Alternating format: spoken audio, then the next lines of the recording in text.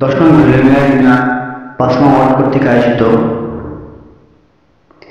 বাংলাদেশ জামাত ইসলামের সাধারণ সভা। এখানে উপস্থিত রয়েছেন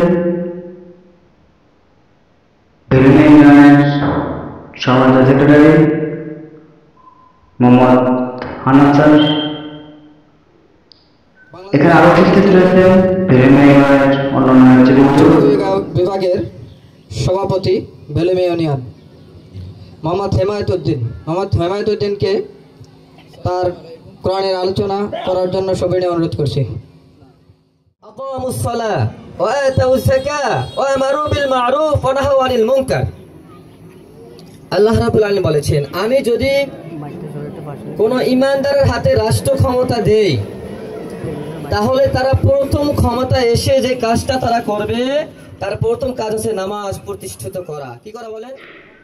এখানে আরো উপস্থিত ছিলেন ইসলামী আন্দোলন বাংলাদেশ ভেলুমি ইউনিয়ন 5 নং ওয়ার্ড যুব বিভাগের সভাপতি হাফেজ মোহাম্মদ রুকনুজ্জামান। আসতেছে, আল্লাহর জমিনে আল্লাহর হুকুমত কায়েম করতে হবে। সুযোগ যেহেতু পাচ্ছি, আমরা পিছনে আর 1971 সাল থেকে আমরা কাউকে ভোট দিতে পারি নাই, এখন সুযোগ আসছে।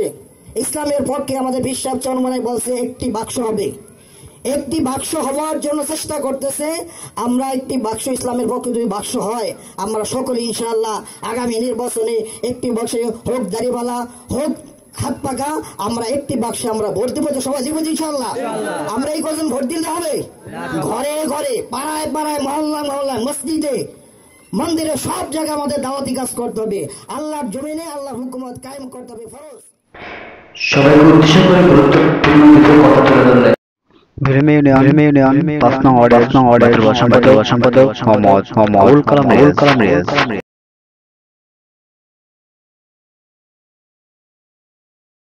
চলে না।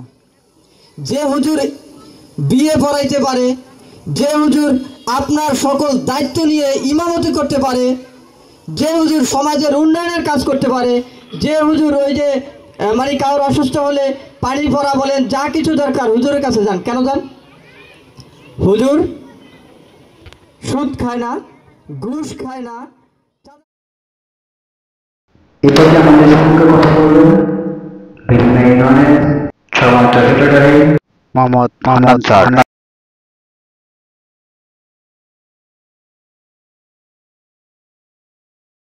বড় দলের লোকেরা বলতেছে আমরা শরিয়া বিশ্বাস করি না।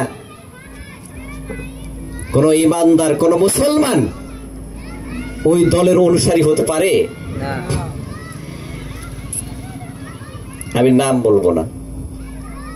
এটা কোন দল? এটা কারা? এরা কারা? আমাদের সমাজেরই লোকজন। এরা চুরি ছাড়া, মানুষের অর্থ আত্মসাৎ ছাড়া এরা আর কি করতে পারবে? এদের কি যোগ্যতা আছে? আর এরা এই সমস্ত দল করবেই বা কেন?